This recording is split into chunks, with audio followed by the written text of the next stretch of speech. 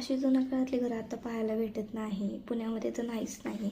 आम्ही सकाळी पहाटे 3-3:30च्या आसपास आत्मापूरमध्ये पोहोचलो होतो. ह्या आशेने की आम्हाला बाळूमामांची आरती 4 वाजता भेटेल. दाजींच्या मित्राचं घर आहे हे आदमापूरमध्ये, त्यांची ओळख तिकडे पण आहे, ओळख त्यांची. तर सकाळी आम्ही त्यांच्याकडेच मुक्कामासाठी पहाटे थांबलो होतो.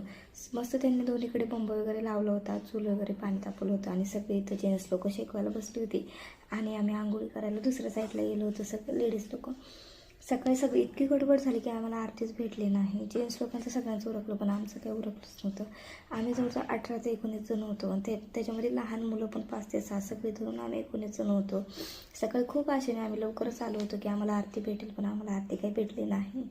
सकाळी आंघोळ वगैरे केल्या आणि मग डायरेक्ट मंदिराकडे निघालो.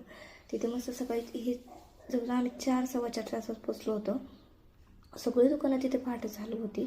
मला वाटतं रात्रभर चालू असतं तर काय माहिती, पण आम्ही गेलो त्यावेळेस दुकानं सकाळी चालूच होती. आणि इथे माझे आहो मुलांना गंध वगैरे सगळं लावून घेत होते तिथे.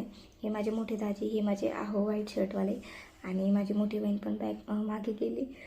त्यानंतर इकडे दर्शन वगैरे घ्यायला आधी गेलो. इकडे थोडंसं मुलांचं चाललं होतं की गाड्या घ्यायच्या. लहान मुलं असले की त्यांना तो हट्टच असतो, त्यांना आधी दुकानाचं जायचं होतं.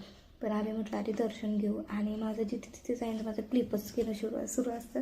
आणि आहो मला म्हटलं लवकर चल, तू गाड्या वगैरे काही बघत नाही. मस्त असं सकाळी दर्शन वगैरे घेतलं आणि ही क्लिप आम्हाला शूट केलेली आहे. खूप छान असा बाळूमामाचं आत्मापूरमध्ये मंदिर आहे. फर्स्ट टाईम आम्ही गेलो होतो, पण खूप छान असं प्रसन्न वाटलं. आणि हे ते ठिकाण जिथे बाळूमामांनी शेवटचा श्वास घेतला होता.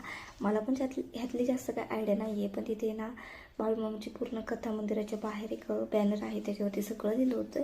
मी थोडीफार वाचली कारण ह्यांची खूप गडबड चालली होती, कारण बाकीचे पण दर्शन मंदिरांचे घ्यायचे होते.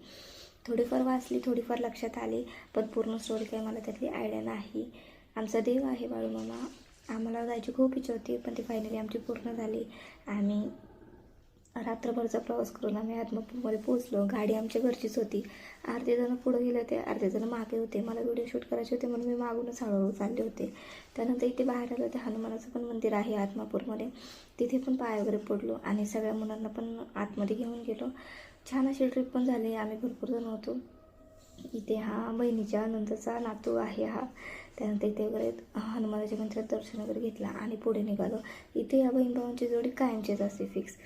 चिमणी कधी आमच्याकडे आली आणि कार्तिक तिला कधी सोडेल असं होतच नाही. कार्तिकचं निचं छान पटतं, ह्याला दुसरं कोणासोबतच पटत नाही ह्याचं, पण फक्त चिमणीसोबत पटतं. आणि चिमणीचं पण तसं आहे, कारण आमच्या बहिणींमध्ये ही दोघंच लहान आहेत. ह्या दोघांपेक्षा बाकी सगळे मोठेच आहे. मी चालले होते मागून व्हिडिओ क्लिप शूट करत करत. त्यानंतर माझी मोठी बहीण पुढे चालली होती, तिला म्हटलं थांब आणि तिला पण थोडंसं व्हिडिओमध्ये घेतलं.